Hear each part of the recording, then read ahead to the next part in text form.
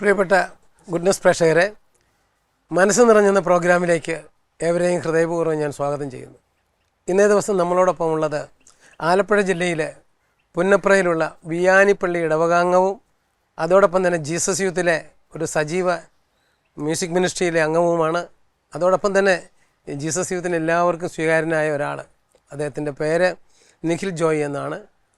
അദ്ദേഹത്തെ പരിചയപ്പെടുവാനായി നമുക്ക് അദ്ദേഹത്തിൻ്റെ ഭവനത്തിലേക്ക് പോകാം. ഈശോ മിശിഹായ്ക്ക് സ്തുതിയായിരിക്കട്ടെ.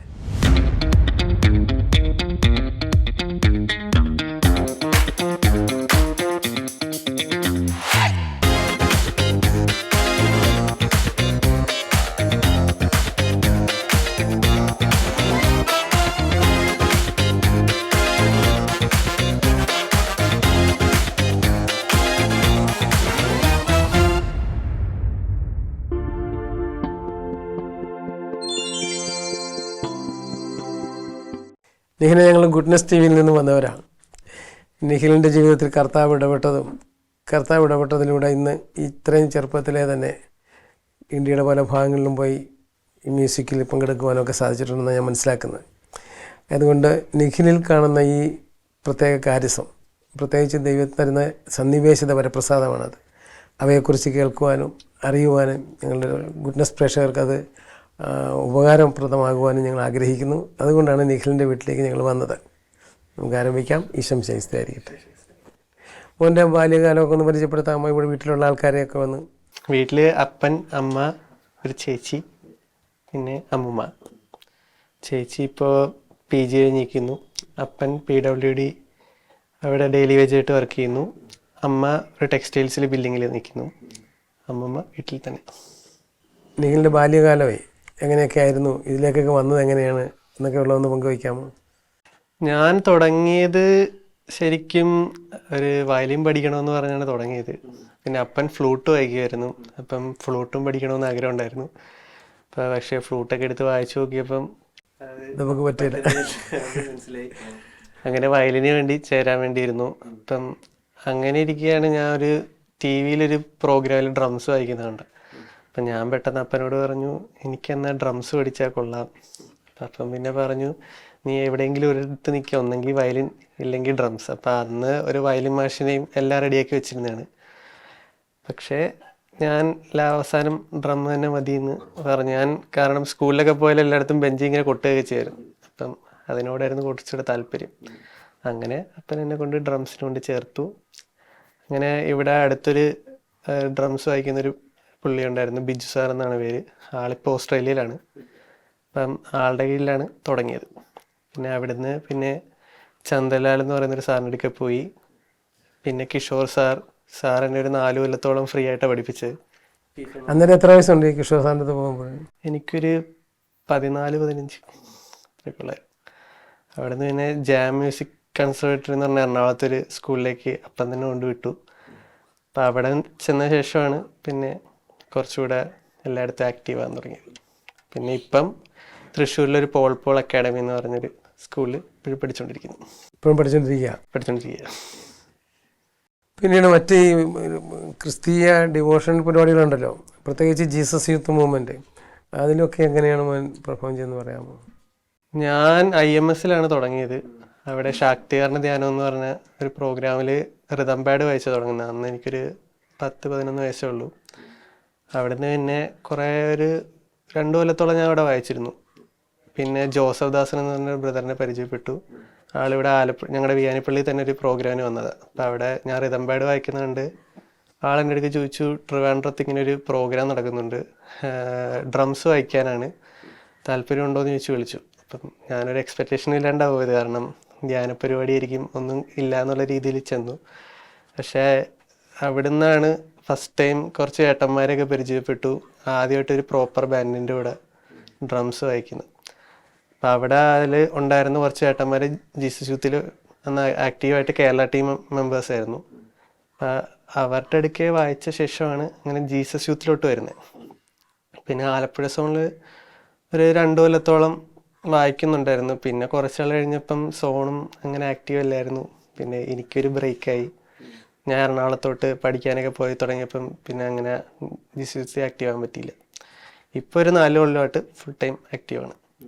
4 കൊല്ലമായിട്ടൊരു എന്നെ അന്ന് ജോസഫ്ദാസും ബ്രദറിൻ്റെ കൂടെ വായിച്ചൊരു ചേട്ടൻ തന്നെ എന്നെ അവിടെ എറണാകുളത്ത് SH എന്ന് പറഞ്ഞൊരു പ്രോഗ്രാം നടക്കുന്നുണ്ടായിരുന്നു. അപ്പം അങ്ങോട്ടേക്ക് വിളിച്ചു, പറഞ്ഞു നീ വായിക്കാൻ വേണ്ടിയല്ല എല്ലാവരും ഒന്ന് പരിചയപ്പെടാൻ വരാൻ പറഞ്ഞു. അങ്ങനെ വന്നു. പരിചയപ്പെട്ട ശേഷം എന്നെ നേരെ കേരള ടീമിലോട്ട് എടുക്കുമായിരുന്നു. അവിടുന്ന് പിന്നെ ഞങ്ങൾക്കിപ്പോൾ ഡൗൺ ടൗൺ ഡിസൈപ്പിൾസ് എന്ന് പറഞ്ഞൊരു ബാൻഡുണ്ട് ജേവയിൽ. ഇങ്ങനെ പുറത്തും ഇപ്പം ഞങ്ങൾ ഡൽഹിക്ക് പോവുകയാണ് നവംബറിൽ. ഇപ്പോൾ ഫുൾ ടൈം ജേവയിൽ ആക്റ്റീവാണ്. ഇപ്പോൾ ജേവൈ ആയിട്ട് വളരെയധികം ഇൻവോൾവ് ആണല്ലേ ഇപ്പോൾ?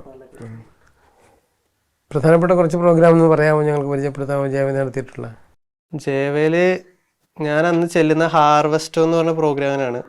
അത് എല്ലാ കൊല്ലവും നടത്തുന്നതാണ് SH കോളേജിലെ തേവരയിൽ.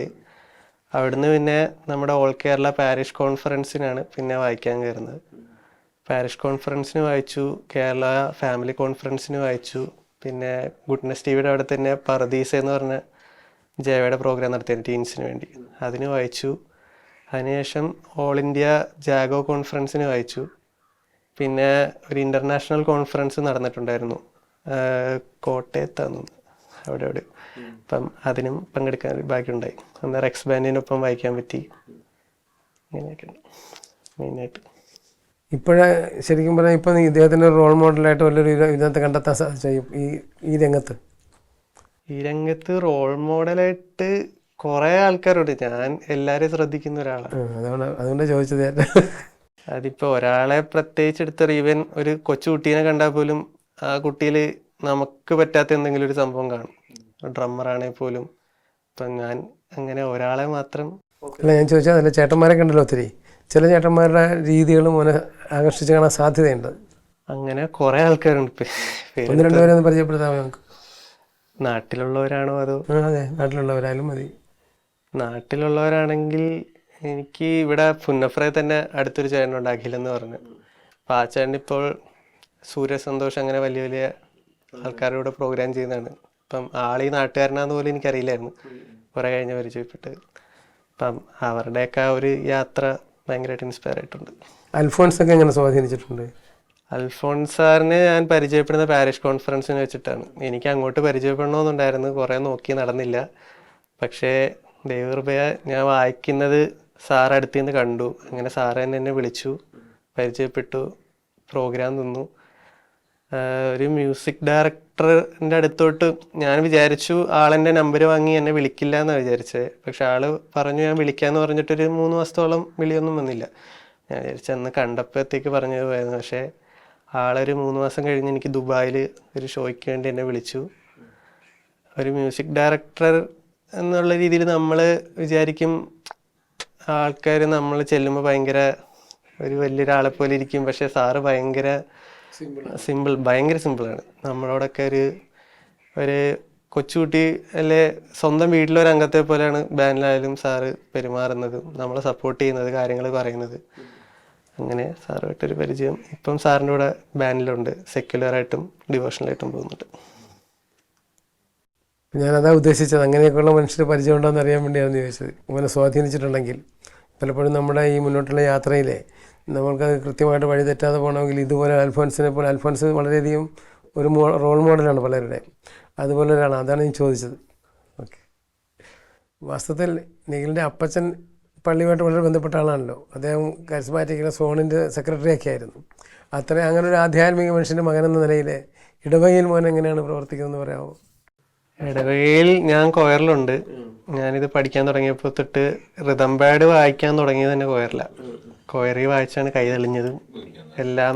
മ്യൂസിക്കലി എനിക്ക് കുറേ കൂടെ ആക്ട് ചെയ്യാൻ പറ്റിയ കൊയറി വായിച്ചതുകൊണ്ടാണ്. അത് ഞാനെന്നല്ല, ഒട്ടുമിക്ക ആൾക്കാരോട് ചോദിക്കുമ്പോൾ എല്ലാവരുടെയും തുടക്കം പള്ളിക്കൊയറായിരിക്കും. അപ്പോൾ പള്ളിക്കൊയറിൽ ആക്റ്റീവായിരുന്നു. പിന്നെ അപ്പനാണേലും അവിടെ സാറായിരുന്നു, അമ്മയും സാറായിരുന്നു. അമ്മ ടീച്ചറായിരുന്നു, ചേച്ചി ഇപ്പോൾ ടീച്ചറാണ്. സൺഡേ സ്കൂളിലുണ്ട്. ഞാൻ പഠിപ്പിക്കാൻ പോകുന്നില്ല. പിന്നെ പള്ളിയിൽ പെരുന്നാളാണേലും എല്ലാ കാര്യത്തിനും കൊയറിൻ്റെ കൂടെ കാണും. അപ്പം അവരുടെ ഭാഗത്തുനിന്ന് ഒരു സപ്പോർട്ടുണ്ട് എല്ലാ കാര്യത്തിനും. ഇപ്പോൾ പുറത്തോട്ട് പോവുകയാണേലും എനിക്ക് ഇപ്പം അവിടെ ചെന്ന് കഴിഞ്ഞാൽ ആരും എന്നെ ഇത് വായിക്ക് അത് വായിക്കുമെന്ന് പറഞ്ഞ് റെസ്ട്രിക്ഷൻ ഒന്നുമില്ല. എനിക്കിഷ്ടമുള്ള പോലെ പറ്റുന്ന പോലെ വായിച്ചാൽ മതി എന്ന് അന്നോട്ടേ പറയും. പിന്നെ എപ്പോഴും എല്ലാ കാര്യത്തിനും ഭയങ്കര സപ്പോർട്ടാണ്. ഈ കാര്യത്തിൽ മോനെ ഏറ്റവും കൂടുതൽ പ്രചോദിപ്പിച്ചിട്ടുള്ള വ്യക്തികൾ ഇടവകയിലുണ്ടോ ഇങ്ങനെ ഇതിന് പ്രോത്സാഹിപ്പിച്ചു വിട്ടവർ? മെയിൻ ആള് എൻ്റെ അപ്പൻ തന്നെ. അപ്പം തന്നെയാണല്ലേ? അപ്പനാണ് എല്ലാം സപ്പോർട്ട് ചെയ്തതും, അപ്പനുള്ളതുകൊണ്ടാണ് വരെ എത്തിയത്. പിന്നെ ഇടവകയിലാണെങ്കിലും കൂട്ടുകാരെല്ലാവരും സപ്പോർട്ട് ചെയ്യും. അവിടുന്ന് ഞങ്ങൾക്കൊരു ബാൻഡൊക്കെ ഉണ്ടായിരുന്നു ഇവിടെ ഇടവകയ്ക്ക്. ഇടവകയ്ക്കൊരു ബാൻഡ് ഉണ്ടായിരുന്നു. അങ്ങനെ പുറത്ത് പരിപാടി ചെയ്യാനൊക്കെ അന്ന് പിന്നെ മത്സരങ്ങൾക്കൊക്കെ പോകുമായിരുന്നു. അപ്പോൾ ഇടവകയിൽ ആക്റ്റീവാണ്. മത്സരങ്ങൾക്കൊക്കെ സമ്മാനം കിട്ടുന്നുണ്ടോ? ഞങ്ങൾക്ക് ഒരുപാട് ഇവിടെ മാതാവിൻ്റെ ഗാനങ്ങളെ അതിനൊരു കോമ്പറ്റീഷൻ വെച്ചായിരുന്നു. അതിനൊരു സെക്കൻഡ് പ്രൈസ് കിട്ടി. പിന്നെ ഒരു കരോൾ മത്സരം നടത്തിയിരുന്നു, അതിനും സെക്കൻഡ് പ്രൈസ് കിട്ടിയിട്ടുണ്ട്. അങ്ങനെ മത്സരങ്ങൾക്കൊക്കെ പോകുമായിരുന്നു. ശരി. വസത്തെ പള്ളിയിൽ നമ്മൾ പ്രവർത്തിക്കുമ്പോഴുള്ള ഗുണം അതാണ്, കർത്താവിൻ്റെ ആ സഭയിലാണ് തുടങ്ങുന്നത്. അപ്പോൾ ആ സഭയിലുള്ള എല്ലാ കൃപാവരങ്ങളും നമുക്ക് ലഭിക്കും. അതുകൊണ്ടാണ് ഇത്രമാത്രം നമുക്ക് പുറത്തേക്ക് പോകാനും പെട്ടെന്ന് തന്നെ ഡെവലപ്പ് ചെയ്യാനൊക്കെ കാരണമായതല്ലേ? ഒക്കെ നന്നായിരിക്കുന്നു.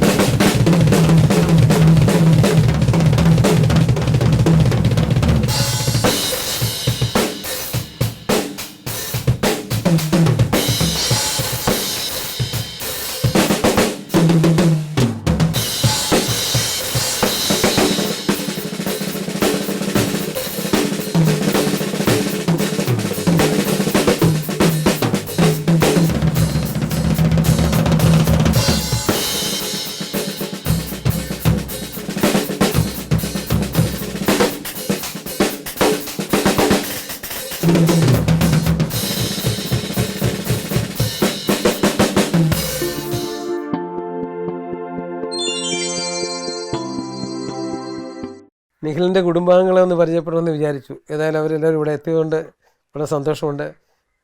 പിതാവായ ജോയിച്ചേട്ടൻ തന്നെ എല്ലാവരും ഒന്ന് പരിചയപ്പെടുത്തിക്കുക. ഇവിടെ വീട്ടിൽ ഞാൻ, അമ്മ, വൈഫ്, 2 മക്കൾ. വൈഫ് ഇപ്പോൾ സ്ഥലത്തില്ല, ജോലിക്ക് പോയിരിക്കുകയാണ്. സുമ എന്നാണ് അവളുടെ പേര്, സുമ ജോയ് ഉള്ള പേര്. അമ്മ റീത്ത ലോറൻസ്. ഇത് മൂത്ത മകൾ നീതു ജോയി, ഇപ്പോൾ PG കഴിഞ്ഞ് നിൽക്കുന്നു. ഇത് ഇളയ മകൻ നിഖിൽ ജോയ്, ഡിഗ്രി കഴിഞ്ഞു, ഇപ്പോൾ ഡ്രംസിൽ PG ചെയ്തുകൊണ്ടിരിക്കുന്നു.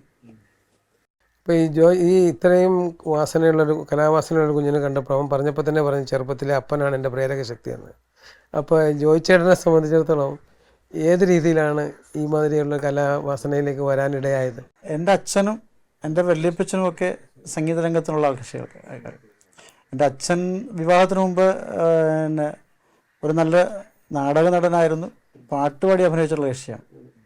വല്യപ്പച്ചൻ പാട്ടുകാരൻ വർഗീസ് എന്നറിയപ്പെട്ടിരുന്നു. പുള്ളി മരിക്കുന്നത് വരെ ആ രംഗത്ത് തന്നെ നിലനിന്ന ആളാണ്. പക്ഷേ അതൊരു ഉയർത്തിക്കൊണ്ടുവരാൻ ആരുമില്ലാത്ത അന്നത്തെ സിറ്റുവേഷൻ അതായിരുന്നു. ഉള്ള അമ്പലങ്ങളിലും പള്ളികളിലും ഒക്കെ പോയി പാട്ടുപാടി, കോളേജുകളിലും സ്കൂളുകളിലൊക്കെ പോയി പാട്ടുപാടിയാണ് അദ്ദേഹം ജീവിച്ചത്. അപ്പോൾ സംഗീത പാരമ്പര്യം പണ്ടുപോലെ ഉണ്ട്, അതായിരിക്കാം. പിന്നെ ഇതൊരു ദൈവം നൽകുന്ന കഴിവാണല്ലോ, നമ്മുടെ വ്യക്തിപരമായ കഴിവൊന്നും അതിനകത്തില്ല. വ്യക്തിപരമായി നമുക്കതിനെ അഹങ്കരിക്കാനും അർഹതയില്ല. എന്തായാലും ഫ്ലൂട്ട് നന്നായി വായിക്കുമെന്നാണ് പറഞ്ഞു കേട്ടിരിക്കുന്നത്. മോൻ പറഞ്ഞതാണ് കേട്ടാ. അങ്ങനെയില്ല, ഒരു മോഹം തോന്നി ഒരു അധ്യാപകൻ്റെ കുറച്ച് കാലം ഒന്ന് പഠിക്കാനൊന്ന് പോയിരുന്നു. പക്ഷേ ആ പഠനം ശരിയായ റൂട്ടിലല്ലാത്തതുകൊണ്ട് അത് അവസാനിപ്പിച്ചു. പിന്നെ അന്നത്തേക്ക് ഒരു കലാകാരനെ ഇവിടെ ഉയർന്നല്ലോ, എന്നാൽ പിന്നെ ആ കലാകാരനെ പൊക്കിക്കാന്ന് വിചാരിച്ചു. അപ്പോൾ എൻ്റെ അച്ഛനും വല്യപ്പച്ചനും കലാകാരന്മാരായിരുന്നു. അച്ഛൻ്റെ പേര് ലോറൻസ് എന്നാണ്, ഇവിടെ വീട്ടിൽ വിളിക്കുന്നത് കുഞ്ഞുകുഞ്ഞെന്നാണ് വിളിച്ചിരുന്നത്. അച്ഛൻ മരിച്ചുപോയി. പിന്നെ വല്യപ്പച്ചൻ നമ്മൾ മരിക്കുന്നത് വരെ കലാകാരനായിരുന്നു. അപ്പോൾ ഞങ്ങളുടെ ഫാമിലി ബാക്ക്ഗ്രൗണ്ട് നോക്കുമ്പോഴത്തേക്ക് ഞങ്ങൾ മനക്കോട് ആണ് ഞങ്ങളുടെ ഒറിജിനൽ, അവിടെ നിന്നാണ് അച്ഛനൊക്കെ ഇങ്ങോട്ട് വരുന്നത്. അപ്പോൾ ഞങ്ങളുടെ കുടുംബത്തിൽ ഇഷ്ടംപോലെ കലാകാരന്മാരുണ്ട് അവിടെ. ഇപ്പോൾ അതിലൊരു പ്രധാനപ്പെട്ട കാര്യം എന്ന് പറഞ്ഞാൽ ഇപ്പോൾ നമ്മുടെ മോൺസിഞ്ഞൂർ ആലപ്പുഴ രൂപയുടെ മോൺസിഞ്ഞൂർ പുത്തൻ വീട്, ജോയ് പുത്തൻ വീട്, അദ്ദേഹം നല്ലൊരു സംഗീതജ്ഞനാണ്. നന്നായിട്ട് പാട്ടെഴുതും, പാട്ട് പാടും. അപ്പോൾ കലാപാരമ്പര്യം നമുക്ക് നേരത്തെ പോലെ ഉണ്ട്. അതായിരിക്കാം ഇവനെ ഈ രംഗത്തേക്ക് കൊണ്ടുവരുന്നത്. പാടുമായിരുന്നു.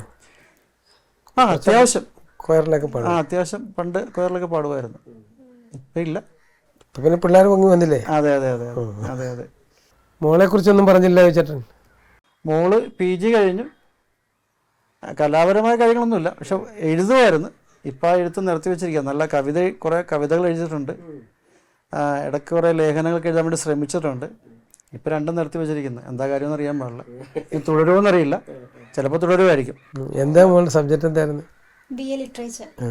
അപ്പോൾ പിന്നെ എഴുതാൻ സാധ്യതയുണ്ട്. പിന്നെ അതെ അതെ അതെ, സാഹിത്യപരമായിട്ട് PG തന്നെയായിരുന്നു. നാളെ എഴുതുമെന്ന് പ്രതീക്ഷിക്കാം. അമ്മച്ചി എന്താ പറയുന്നത് കൊച്ചുമോനെ കുറിച്ച്? അമ്മച്ചി അസുഖങ്ങളാണ്, അതുമായിട്ട് ഇങ്ങനെ നിൽക്കുന്നു. പുറത്തേക്കൊന്നും യാത്ര ചെയ്യാൻ പറ്റത്തില്ല. യാത്രാ ബുദ്ധിമുട്ടും കാര്യങ്ങളൊക്കെ ഉണ്ട്. അമ്മച്ചി കൊച്ചുമോൻ്റെ കാര്യത്തിൽ സന്തോഷമാണോ? കൊച്ചുമേനാണ് ഈ പരിപാടിക്ക് പോകുന്നത്. ഭയങ്കര സന്തോഷമാണ് എനിക്ക്. ആ മരുന്നുണ്ടെന്ന് പറഞ്ഞാൽ ഞാൻ ഉറങ്ങാതിരിക്കും. അവൻ വന്ന് അവനെ വിളിച്ച് ശബ്ദം കേട്ടിട്ട് ഞാൻ കിടക്കത്തുള്ളൂ. അങ്ങനെ വരുന്നിടം വരെ പ്രാർത്ഥിക്കും. ഞാൻ പോകുമ്പോൾ തന്നെ പ്രാർത്ഥിക്കാൻ തുടങ്ങും. കൃഷിയായ മാതാവേ, നീലിനെ കാത്തോണേ, നീലിൻ്റെ കൂട്ടുകാരെയും കാത്തോണേ എന്നൊക്കെ പ്രാർത്ഥിക്കും ഞാൻ. അപ്പം അമ്മച്ചിയുടെ പ്രാർത്ഥനയുടെ ഒരു പിൻബലമാണ് ഇരിക്കുന്ന മനുഷ്യൻ അല്ലേ?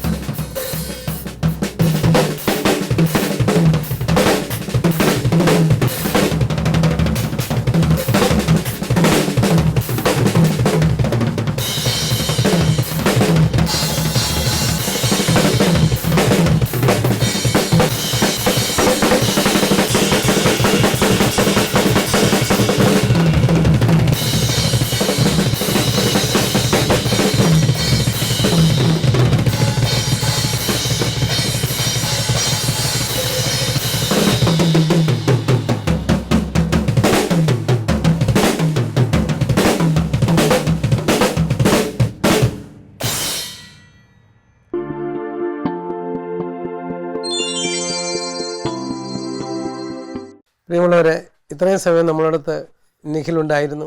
നിഖിലിൻ്റെ ജീവിതാനുഭവങ്ങൾ നമ്മൾ കേട്ടു. പ്രത്യേകിച്ച് 21 വയസ്സിലെ ഇത്രയും വലിയൊരു കലാകാരനായി മാറുവാൻ അദ്ദേഹത്തിന് കഴിഞ്ഞത് ദൈവത്തിൻ്റെ പ്രത്യേകമായ ഒരു സന്നിവേശിത വരപ്രസാദം തന്നെയാണ്. അത് ജീസസ് യൂത്തിൻ്റെ കൂട്ടായ്മയിൽ അദ്ദേഹത്തിന് എന്തുമാത്രം ജ്വലിപ്പിച്ചെടുക്കാൻ കഴിഞ്ഞതെന്ന് നമ്മൾ കാണുന്നു. ഈ കുടുംബം തന്നെ ഒരു അനുഗ്രഹീത കുടുംബമാണ്. ഇതിൻ്റെ പിതാവാണെങ്കിൽ കരിസ്മാറ്റിക്കിലെ നല്ലൊരു പ്രവർത്തകനാണ്. ഇവരെ കണ്ടതിന് നമുക്ക് കർത്താവിന് നന്ദി പറയാം. ഒരു നിമിഷം നമുക്ക് ഇവർക്ക് വേണ്ടി പ്രാർത്ഥിച്ചുകൊണ്ട് നമുക്ക് സമാപിപ്പിക്കാം. സ്നേഹമുള്ള ഈശോയെ, ഞാൻ കരങ്ങളിലേക്ക് കുടുംബത്തെ സമർപ്പിക്കുന്നു. ഈ കുടുംബത്തിൽ എപ്പോഴും അങ്ങയുടെ കൃപ സമർത്ഥമായിട്ടുണ്ടാകണമേ. മോൻ വളർന്നു വരുന്തോറും കൂടുതൽ ഈശോയിൽ രൂപീകൃതമായൊരു വ്യക്തിത്വത്തിൻ്റെ ഉടമയാകുവാൻ അവനെ അനുഗ്രഹിക്കണമേ. ഇവരുടെ ജീവിതാനുഭവങ്ങൾ കേട്ട് ഞങ്ങളെല്ലാവരെയും അനുഗ്രഹിക്കണമേ. ഞങ്ങൾ കുടുംബങ്ങളിലായിരിക്കുന്നവരും എവിടെ ഇരുന്നെല്ലാം ഇത് കാണുന്നുണ്ടോ അവരെ എല്ലാവരെയും അവിടെ നിന്ന് അനുഗ്രഹിക്കണമേ. പിതാവിൻ്റെയും പുത്രൻ്റെയും പരിശുദ്ധാത്മാവിൻ്റെയും നാമത്തിൽ ആമേൻ. അടുത്ത ആഴ്ചയിൽ മറ്റൊരു വ്യക്തിയുമായി മനസ്സ് നിറഞ്ഞെന്ന പ്രോഗ്രാമിൽ നമ്മൾ കണ്ടുമുട്ടുന്നത് വരെ എല്ലാവർക്കും ഈശോ മിശിഹായ്ക്ക് സ്തുതിയായിരിക്കട്ടെ.